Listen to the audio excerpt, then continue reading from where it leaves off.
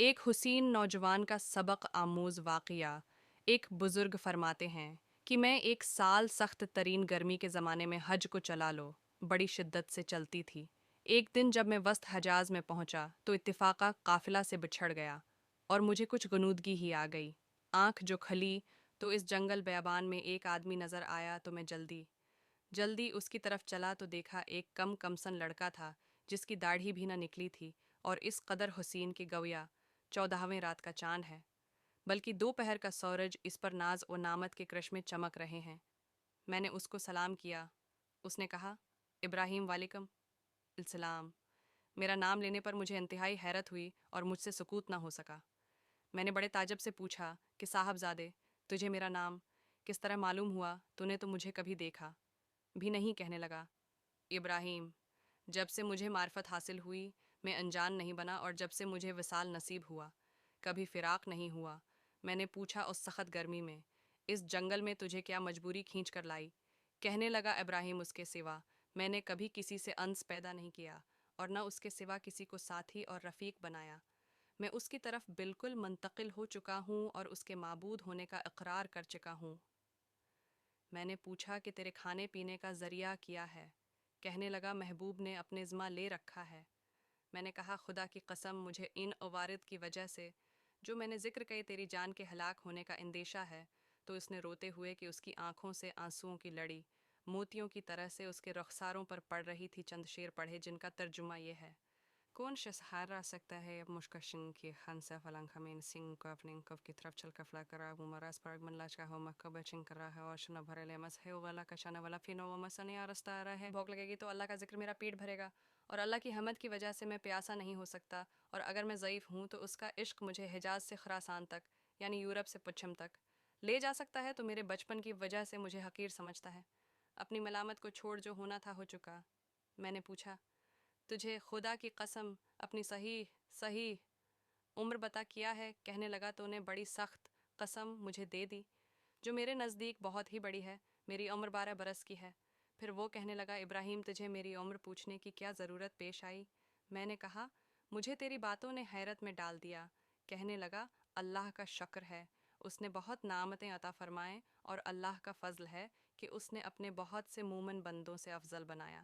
ابراہیم کہتے ہیں کہ مجھے اس کے حسن صورت، حسن سیرت اور شعر کلام پر بڑا تعجب ہوا۔ میں نے کہا، سبحان اللہ، حق تعالی شانہ نے کیسی صورتیں بنائی ہیں۔ اس نے تھوڑی دیر نیچے کو سر جھکا لیا، پھر اوپر کی طرف نظر اٹھا کر بہت ترچھی اور کڑوی نگاہ نیچے کو سر جھکا لیا پھر اوپر کی طرف نظر اٹھا کر بہت ترچھی اور کڑوی نگاہ سے مجھے دیکھا اور چند شعر پڑھے جن کا ترجمہ یہ ہے: اگر میری سزا جہنم ہو تو میرے لیے بلاکت ہے۔ اس وقت میری یہ رونق اور خوبصورتی کیا بتائے گی؟ اس وقت میری ساری خوبیوں کو عذاب عیب دار بنا دے گا، اور جہنم میں طویل عرصہ تک رونا پڑے گا، اور جبار جل جلالہ یہ فرمائے گا، اور بدترین غلام تو میرے نافرمانوں میں ہے۔ تو نے دنیا میں میرا مقابلہ کیا، میری حکم عدولی کی، تو میرے عہد و پیمان کو جو ازل میں ہوئے تھے بھول گیا تھا، یا میری قیامت کی ملاقات کو بھول گیا تھا۔ اے ابراہیم، تو اس دن دیکھے گا کہ فرمانبرداروں کے منہ 14ویں رات کی چاند کی طرح چمک رہے ہوں گے، اور حق تعالی شانہ اپنے اوپر سے انوار کے پردے ہٹا دیں گے، جس کی وجہ سے یہ فرمانبردار اس پاک ذات کی زیارت سے ایسے مبہوت ہو جائیں گے کہ اس کے مقابلے میں ہر نعمت اور بر راحت کو بھول جائیں گے، اور حق تعالی شانہ ان فرمان برداروں کو بیت اور خوشنودی کا لباس پہنائیں گے، اور ان کے چہروں کو رونق اور شادابی عطا ہو گئی۔ یہ اشعار پڑھ کر کہنے لگا، اے ابراہیم مہجور، وہ ہے جو دوست سے منقطع ہو گیا ہوا، اور وصال اس کو حاصل ہے جس نے اللہ تعالی کی اطاعت سے وافر حصہ لیا۔ ابراہیم، اپنے رفقا سفر سے بچھڑ گئے ہو؟ میں نے کہا، ہاں، میں ایسے ہی رہ گیا۔ تجھ سے اللہ کے واسطے سوال کرتا ہوں کہ تو میرے لیے دعا کرے کہ میں اپنے ساتھیوں سے جا ملوں۔ میرے ایسا کہنے پر اس نے آسمان کی طرف دیکھا اور کچھ آہستہ آہستہ زبان سے کہا۔ مجھے اس کے ہونٹ حرکت کرتے ہوئے معلوم ہوئے۔ اس وقت مجھے نیند کا جھونکا سا آیا، بے ہوشی ہوئی۔ اس سے جو میں نے افاقہ پایا تو قافلے کے بیچ میں اونٹ پر اپنے آپ کو پایا، اور میرے اونٹ پر جو میرا ساتھی تھا وہ مجھ سے کہہ رہا، تہا ابراہیم، بوشیار رہو اور سنبھلے رہو۔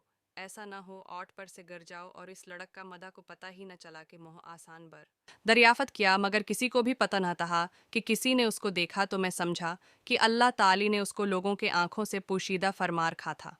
وہاں سے میں اپنی قیام گاہ پر آ گیا اور مجھے کچھ غنودگی سی آ گئی، تو میں نے اس کو خواب میں دیکھا کہ وہ ایک بہت بڑے مجمع میں ہے اور سب سے پیش ہے، اور اس پر اس قدر نور چمک رہا ہے اور عمدہ جوڑے ہیں کہ ان کی صفت بیان میں نہیں آ سکتی۔ میں نے اس سے پوچھا کہ تو وہی لڑکا ہے؟ کہنے لگا میں وہی ہوں۔ میں نے پوچھا کیا تیرا انتقال نہیں ہوا؟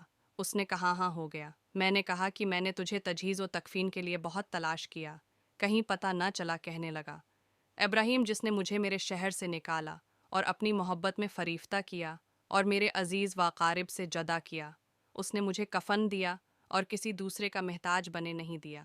میں نے پوچھا کہ حق تعالی شانہ نے مرنے کے بعد تیرے ساتھ کیا معاملہ کیا؟